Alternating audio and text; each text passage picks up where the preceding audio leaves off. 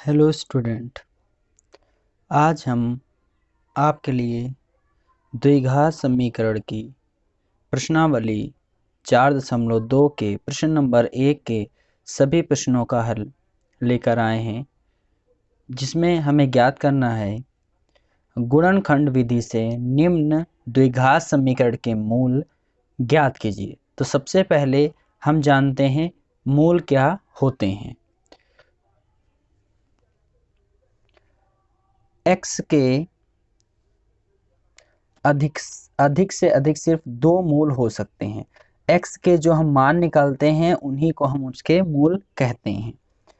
जैसे x बराबर 1 निकला और x बराबर 2 निकला।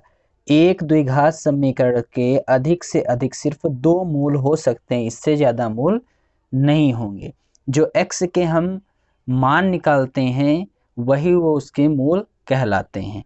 तो इसको हम गुणनखंड विधि से हल करेंगे। तो चलिए हम प्रश्नों को हल करते हैं बहुत ही आसानी से।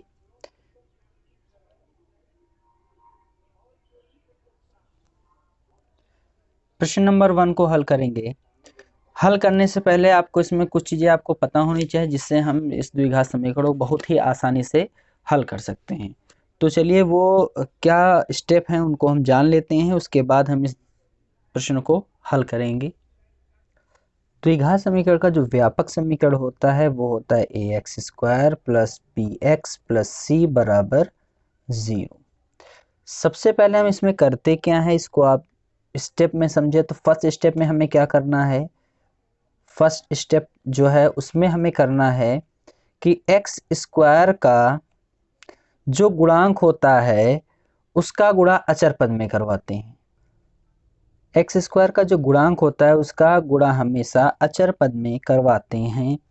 अब अचर पद इसमें से क्या है, जिसके साथ x ना लगा हो वो अचर पद होता है। यानी कि जिस भी के साथ कोई चर राशि ना हो वो अचर पद कहलाता है। इसमें से अचर पद हम देखेंगे तो हमारे पास अचर पद है c। सबसे सर्वप्रथम काम करेंगे कि x², जो x² के बगल में उसके गुणे में जो भी चीजें होती वही उसका गुणांक कहलाता है। तो x² के बगल में a है तो a का सबसे पहले गुणा हम c में करवाएंगे। उसके बाद दूसरे स्टेप में हम करेंगे क्या, दूसरे स्टेप में करेंगे हम कि x के गुणांक को इस प्रकार तोड़ेंगे। x के जो बगल में लिखा है यही उसका गुणांक होगा। x के गुणांक को हम इस प्रकार तोड़ेंगे कि ये जोड़ने या फिर घटाने पर x का गुणांक तथा गुणा करने पर अचर पद आए। जो अचर पद हम बनाएंगे वो गुणा करने पर x के गुणांक को इस प्रकार तोड़े कि जोड़ने या घटाने पर x का गुणांक तथा गुणा करने पर अचर पद आए। तो चलिए हम प्रश्न को हल करेंगे इन्हीं स्टेप को समझते हुए। चलिए प्रश्न को हल करते हैं। अब सबसे पहले मैंने कहा था आपसे कि x² का जो गुणांक होता है उसका गुणा हमेशा अचर पद में करवाते हैं। अचर पद में करवाने पर हमें मिलेगा इसका गुणांक इसके बगल में कुछ नहीं तो इसके बगल में हम एक मान लेते हैं। तो इसका गुणा इससे करेंगे तो इसमें कोई बदलाव नहीं होगा, इसीलिए हमारा अचर पद यही होगा।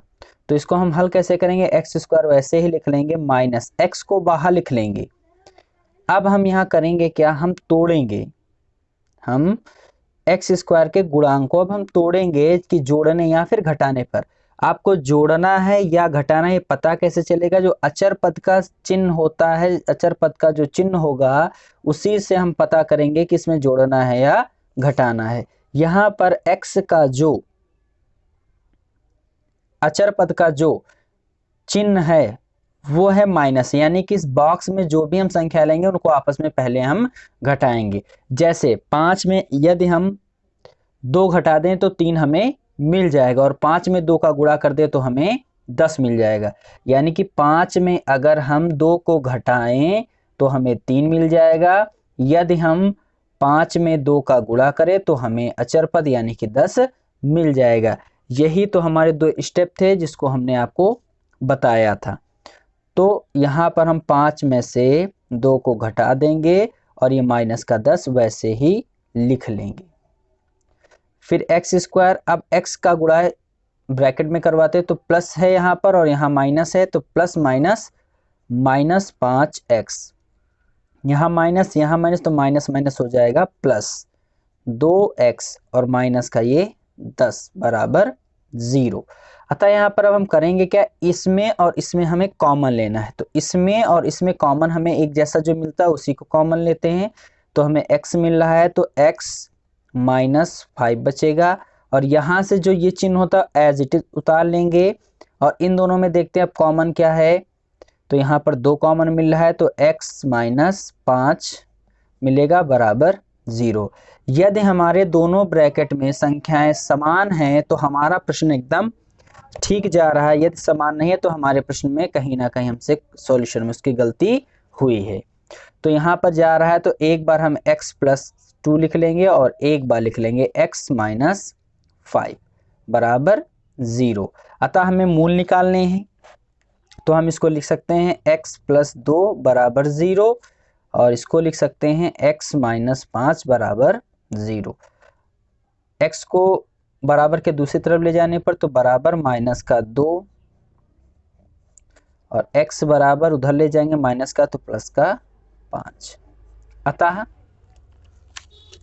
हमारे जो मूल हैं द्विघात समीकरण के मूल वो माइनस का 2 तथा 5 होंगे,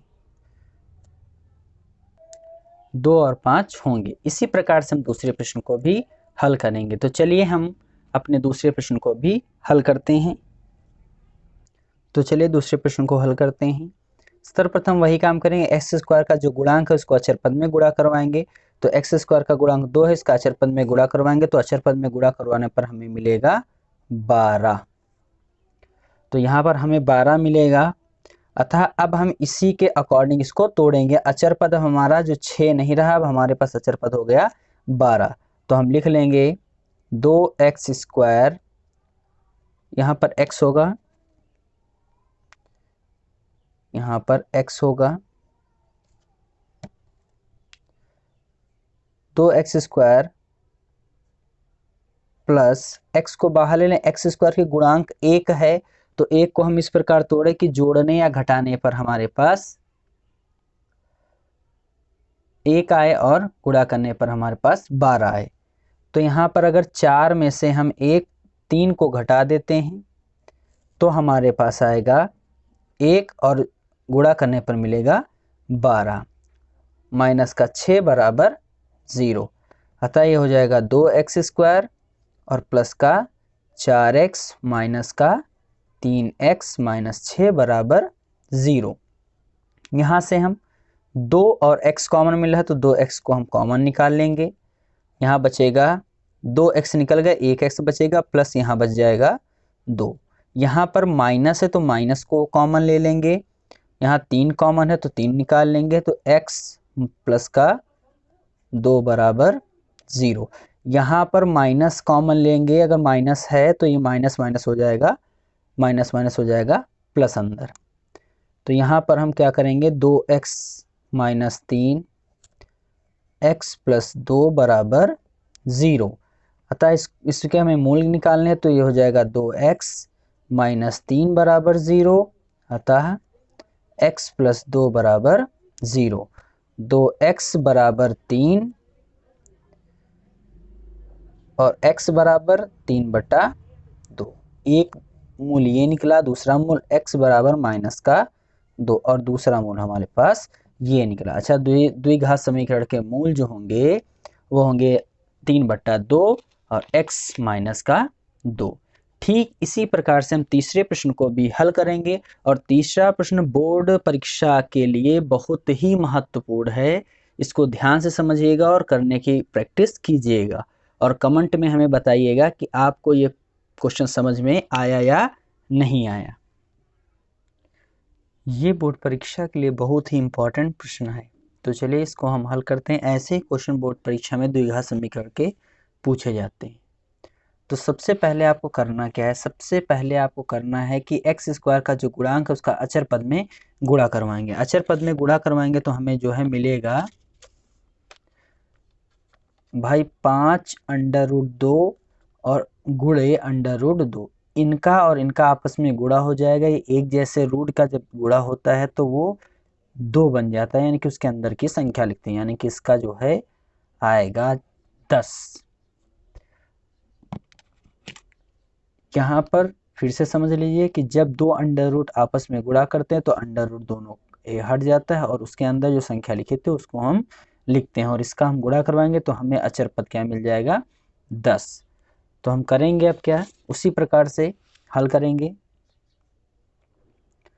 under root 2x square plus x, और इसको हम इस प्रकार तोड़ेंगे कि गुणा करने पर 10 और जोड़ने या घटाने पर 7 आए। तो यहाँ पर जोड़ का चिन्ह है, यानी कि हम चीज़ों को जोड़ेंगे। अगर 5 में हम 2 को जोड़ देते हैं तो हमारे पास 7 आ जाएगा, और गुणा करेंगे तो हमारे पास 10 आ जाएगा। और हम इसी को लेते हैं और जो हमने अचर पद से गुणा करवाया था सिर्फ उसको तोड़ने में यूज़ करते हैं गुणांक के रूप में, बाकी उसको लिखते वही हैं 0।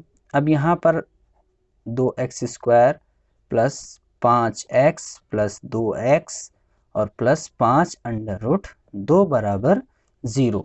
यहाँ पर कॉमन हमें मिल रहा है x, तो x निकाल लेंगे और यहाँ बचा क्या हमारे पास, अंडर रूट 2x प्लस का 5। अब यहाँ पर हम क्या कर सकते हैं, यहाँ पर कॉमन लेने के लिए सर्वप्रथम हमें करना क्या होगा, हमको पता है कि अंडर रूट 2 गुणे अंडर रूट 2 अगर लिखा है तो वो 2 होता है। तो यहाँ पर हम देखेंगे कि यहाँ पर हमारे पास 2 है, यानी कि इसको हम अंडर रूट 2 गुणे अंडर रूट 2 लिख सकते हैं।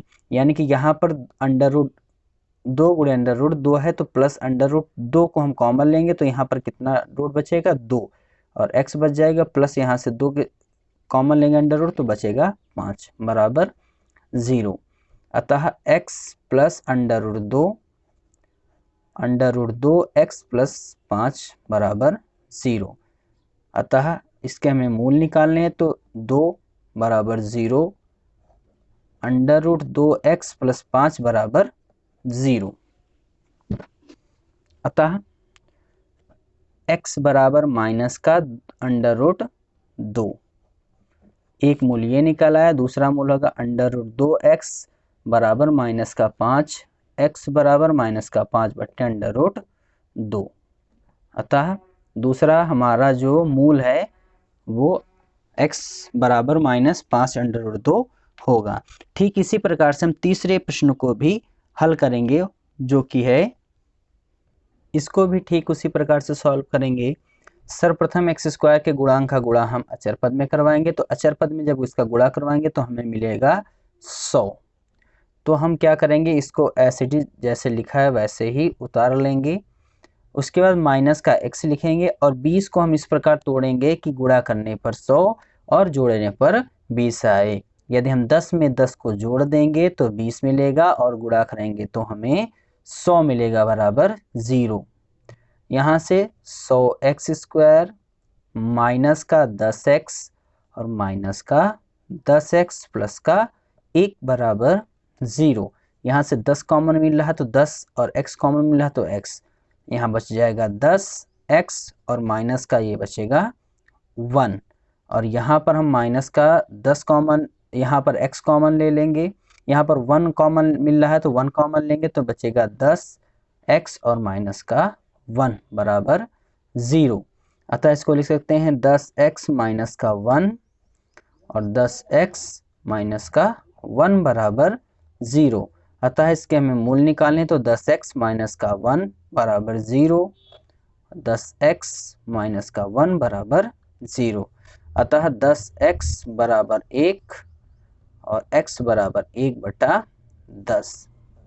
अतः 10x बराबर 1 तो x बराबर 1 बटा 10। अच्छा, दोनों के मूल हमारे जो होंगे, दोनों के मूल जो होंगे x बराबर 1 बटा 10 होंगे। इसी प्रकार से इस प्रश्न नंबर 1 का 5वां प्रश्न हल करेंगे, जो कि इस प्रश्न का सबसे लास्ट प्रश्न है। तो चलिए इस प्रश्न को भी हल करते हैं। यहाँ पर हम देखेंगे कि यहाँ पर हमारा अचर पद अपॉन में है, तो अपॉन में करना हमारे लिए कठिन हो जाता है, इस वजह से हम इसको सिंपल फॉर्म में करेंगे। उसके लिए क्या होंगे, पूरे समीकरण में 8 से गुणा करने पर, समीकरण में 8 से गुणा कराने पर, हम 8 से गुणा करवा देंगे तो हमें मिलेगा 8 दूनी 16x² माइनस 8x और ये हो जाएगा प्लस 8/8 बराबर 0। ये और ये कट जाएगा तो 16x² माइनस का 8x और प्लस का 1 बराबर 0। अब हमारा ये सिंप्लीफिकेशन हो गया है, आसान फॉर्म में बन गया है। अब इसको हम आसानी से हल कर लेंगे। तो यहाँ पर 16 का गुणा हम 1 से करवाएंगे तो 16 कम 16 बन जाएगा। तो यहाँ पर मिलेगा 16x² माइनस x, इसको हम तोड़ेंगे कि गुणा करने पर हमारे पास 16 और जोड़ने या घटाने पर हमारे पास 8 आना चाहिए। तो यदि हम 4 में 4 को जोड़ दें तो 8 मिलेगा और 4 में 4 का गुणा करेंगे तो हमें 16 प्राप्त हो जाएगा। प्लस का 1 बराबर 0। तो मिलेगा 16x² माइनस का 4x और माइनस का 4x प्लस का 1 बराबर 0। अतः यहाँ से 4x कॉमन मिल रहा है तो कॉमन निकाल लेंगे तो हमें मिलेगा 4x माइनस का 1 और यहाँ से माइनस का 1 कॉमन मिल रहा है तो 4x माइनस का 1 बराबर 0। अतः इसको हम लिख सकते हैं 4x माइनस का 1 एक ब्रैकेट में और 4x माइनस का 1 एक ब्रैकेट में बराबर 0। इसके हमें मूल निकालने हैं तो 4x माइनस का 1 बराबर 0 और 4x माइनस का 1 बराबर 0। अतः 4x बराबर 1 तो x बराबर 1/4। उसी प्रकार से 4x बराबर 1 और x बराबर 1/4। तो हमारे ये x के मूल निकल आए। यदि आपको सारे प्रश्न समझ में आए हो तो हमारे वीडियो को लाइक करें और इस वीडियो को ज़्यादा से ज़्यादा स्टूडेंट्स में शेयर करें।